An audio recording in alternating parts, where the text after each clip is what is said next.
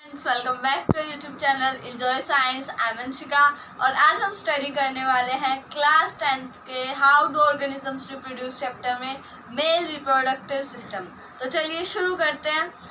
Firstly मैंने आपके लिए मेल रिप्रोडक्टिव सिस्टम का डायग्राम पहले से ही बना दिया है ताकि आपका थोड़ा सा भी टाइम वेस्ट ना हो। ओके, तो अब हम लेबलिंग करेंगे। एक एक पार्ट की फंक्शनिंग मैं आपको बिल्कुल अच्छे से समझाने वाली हूँ। ठीक है, तो आप वीडियो को ध्यान से सुनिएगा। सबसे पहले ये जो पार्ट आप देख रहे हो इसे हम कहते हैं टेस्टिस। ओके, टेस्टिस के अंदर ही मेल गैमेट बन रहा है, वो क्या है? स्पर्म। तो स्पर्म का प्रोडक्शन किसके अंदर होता है?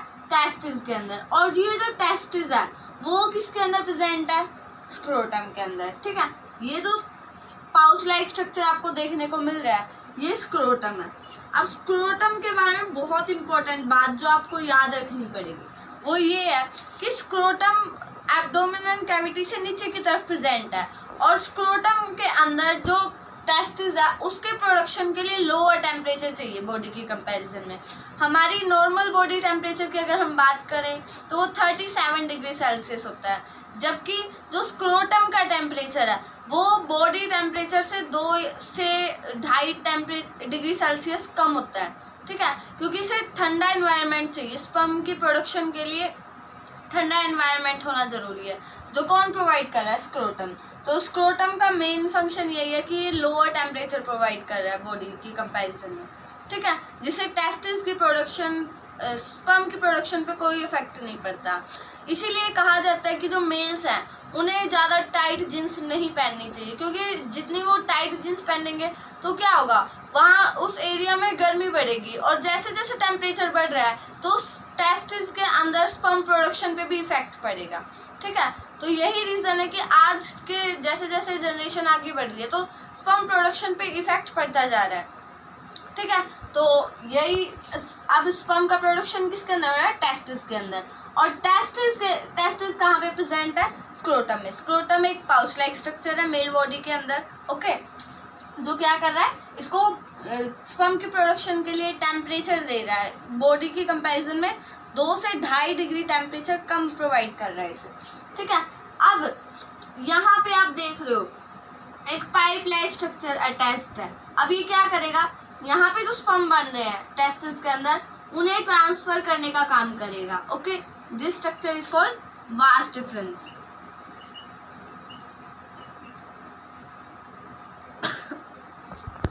अब क्या होगा, वास डिफरेंस ट्रांसफर करने का काम करेगा। जो स्पर्म टेस्टिस के अंदर बने हैं वो अब क्या होंगे, वास डिफरेंस के थ्रू ट्रांसफर होंगे। ये देखिए, अब ये यहाँ पे एक कॉमन पैसेज देखने को मिलेगा आपको। ये this structure is known as urinary bladder, इसे ब्लेडर भी कहते हैं। ठीक है, अब ये क्या है, यहाँ पे जो मेल बॉडी का यूरिन है, ठीक है, यूरिन और स्पर्म दोनों एक साथ प्रेजेंट होते हैं। ठीक है, और ये जो स्ट्रक्चर है दैट इज पेनिस, इसी के थ्रू ये बाहर जाते हैं। बट इससे पहले कुछ 2 ग्लैंड्स और हैं। This is the prostate gland and this structure, this is the seminal vesicle.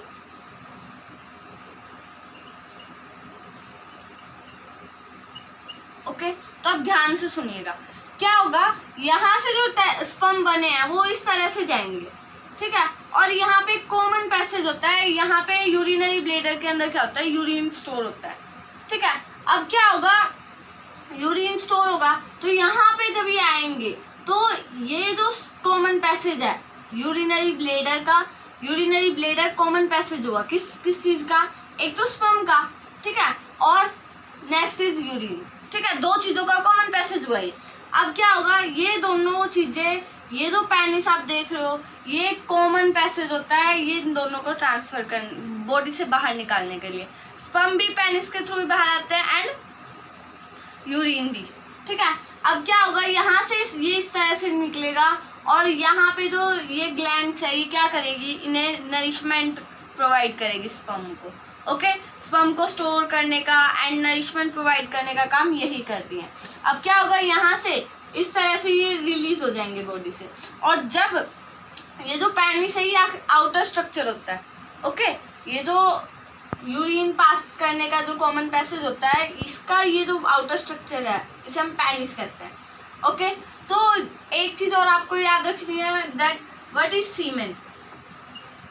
तो जो स्पर्म है वो बॉडी से बाहर आ रहे हैं, ठीक है, उसके बाद वो फीमेल बॉडी के अंदर भी एंटर करेंगे, तो क्या होगा, ये जो फ्लूइड के साथ मिक्स हो जाएंगे स्पर्म, ठीक है।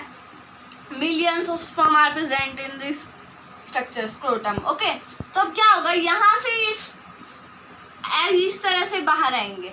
अब जो ये बाहर आ रहा है वो एक फ्लूइड होगा, ठीक है, फ्लूइड रिलीज हो रहा है मेल बॉडी से, दैट इज कॉल्ड सीमेन। सीमेन के अंदर दो चीजें प्रेजेंट है, the first one is fluid and the second one is sperm, ठीक है। स्पर्म का प्रोडक्शन हो रहा है, स्पर्म रिलीज हो रहे हैं मेल बॉडी से, और जिस स्ट्रक्चर के थ्रू ये बाहर आ रहे हैं that is called urethra. Okay, penis तो ये आउटर स्ट्रक्चर है, बट ये जो यूरिथ्रा है इसी के थ्रू क्या होगा, जो सीमेन है वो मेल बॉडी से बाहर जाता है। और सीमेन के साथ एक चीज और है जो मेल बॉडी अपने वेस्ट प्रोडक्ट के रूप में बाहर निकालते हैं, दैट इज यूरिन। ओके, तो urine and semen both are released by urethra. Okay, तो अब फटाफट से हम एक बार इसकी रिवीजन कर लेते हैं, हमने क्या क्या चीजें की हैं अभी तक। स्पर्म, तो स्पर्म की प्रोडक्शन कहाँ हो रही है, टेस्टिस के अंदर, और स्पर्म की प्रोडक्शन के लिए बॉडी की कंपैरिजन में लोअर टेम्परेचर की जरूरत है।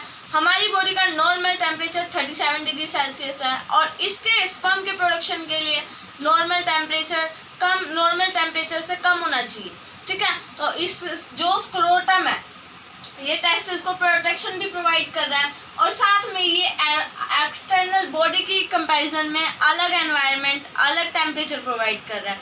ये बॉडी से 2 से 2.5 डिग्री सेल्सियस कम टेम्परेचर प्रोवाइड कर रहा है, ठीक है। अब क्या होगा, स्पर्म की प्रोडक्शन होने के बाद sperm are transferred through the vas deferens.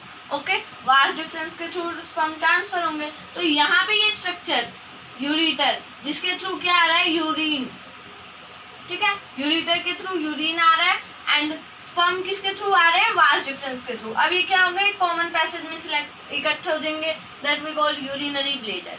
Okay, उसके बाद क्या होगा, ये जो वेस्ट है ग्लैंड्स क्या करेंगे, इन्हें नरिशमेंट प्रोवाइड करेंगे और इसके अंदर फ्लूइड मिक्स करेंगे, ठीक है। स्पर्म क्या होगा, स्पर्म सिंगल स्पर्म्स नहीं आते बॉडी से बाहर, ये एक फ्लूइड के अंदर मिक्स होके आते हैं, तो ये ग्लैंड्स से यहाँ पे फ्लूइड के साथ मिक्स कर देंगी, and then these are transferred, this fluid that is mixed with the sperm, we call it semen. Okay, तो अब क्या होगा, ये सीमेन यूरिथ्रा के थ्रू बॉडी से बाहर आएगा, और जो ये मेल रिप्रोडक्टिव सिस्टम का आउटर स्ट्रक्चर होता है उसे हम पेनिस कहते हैं। ओके, तो यहाँ हमने कंप्लीट कर लिया मेल रिप्रोडक्टिव सिस्टम। अब आप सोच रहे होंगे कि मैं आपको ये नोट डाउन कैसे करवा रही हूँ, नोट डाउन भी मैं, आप चिंता मत कीजिए, वीडियो के लास्ट में जब भी हम ये चैप्टर कंप्लीट कर लेंगे, सिर्फ 1 या 2 वीडियो और आपको देखने को मिलेंगी इस चैप्टर में, हमारा ये चैप्टर कंप्लीट होने वाला है। चैप्टर कंप्लीट होते ही मैं आपके लिए हैंड रिटन नोट्स प्रोवाइड करने वाली हूँ लास्ट वीडियो में, तो आप पेशेंस बना के रखिए, मैं आपको best handwritten notes provide करूँगी। आपको हर एक डायग्राम क्रिस्टल क्लियर होगा, उसके बारे में हर एक इन्फॉर्मेशन मिलेगी वीडियो में। तो मेरे साथ हर एक लेक्चर में बने रहिएगा, अपना सपोर्ट यूँ ही मेरे साथ रखिएगा। थैंक यू, और वीडियो को लाइक शेयर एंड सब्सक्राइब करना बिल्कुल मत